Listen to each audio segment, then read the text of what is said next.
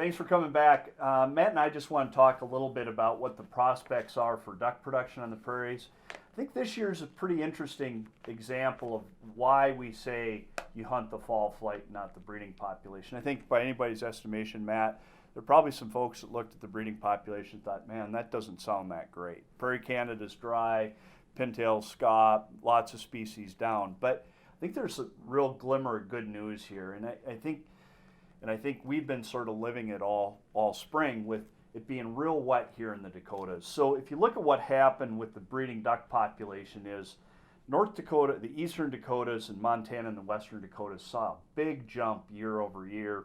The Eastern Dakotas were up 29%. Montana and the Western Dakotas were up 7%. So big jumps. That's where the ducks really came this spring. You look at the Eastern Dakotas, total breeding duck estimate, 70% above the long-term average. So those ducks went to where the water was, right, Matt? Absolutely, John. I think the good news here is that a lot of those duck species did settle in the Eastern Dakotas. Across the board, duck species were up in the Eastern Dakotas this spring. The only notable exception, of course, was scaup. And that means that those ducks recognized the potential for duck production there and nesting habitat and settled there. And hopefully that means good news for production. And I think we're seeing that when we drive around the countryside here in the Dakotas. We're starting to see the results of that excellent habitat this spring. Well, and the thing that's, I think, important for folks to know, we've got a breeding population, we have May ponds, but really what drives it is what comes out in terms of baby ducks, right? It's juvenile production that really seems to drive hunter satisfaction. And while Prairie Canada is pretty bloody dry, things are pretty exceptional down here.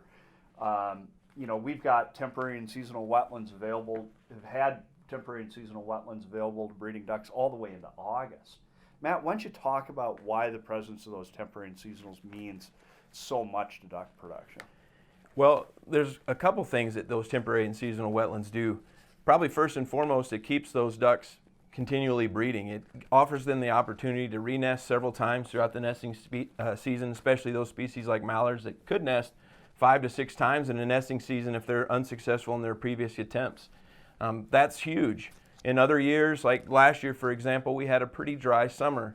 So those ducks made their first or second attempt, and then they may not have had the resources to try later attempts to nest.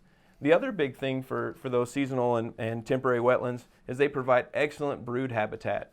That means that there's some cover in those wetlands with emergent vegetation that the ducklings can find food in and hide from predators, and that means brood survival is typically higher in a year like this.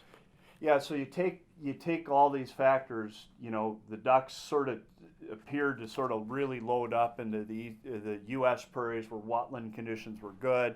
We anticipate high re-nesting rates, which we know is needed, especially in landscapes that have low nest success. And then you have high duckling survival. So despite the fact that, the breeding population numbers are sort of so-so, not great, not terrible, I think it gives us hope for the coming fall flight, right? Absolutely. Ultimately, I think that's what we're going to see is that some folks, if weather cooperates, are going to have probably better seasons than they did last year because a lot of those young ducks will be pushed south and they'll have an opportunity to harvest them because they're a little bit more vulnerable to decoys and calling than those adult ducks that have been down the fly once or twice already.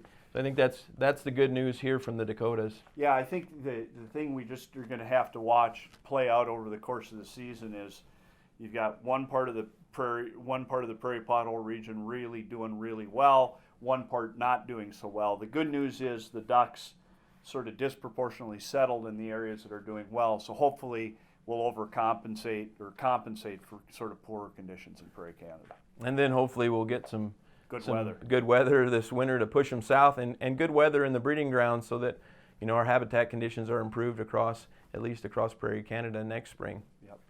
Well, that's what we got for now. There'll be more analysis in the days to come. Thanks for paying attention. We know it's an exciting time for duck hunters, and we look forward to sharing more information with you in the days to come.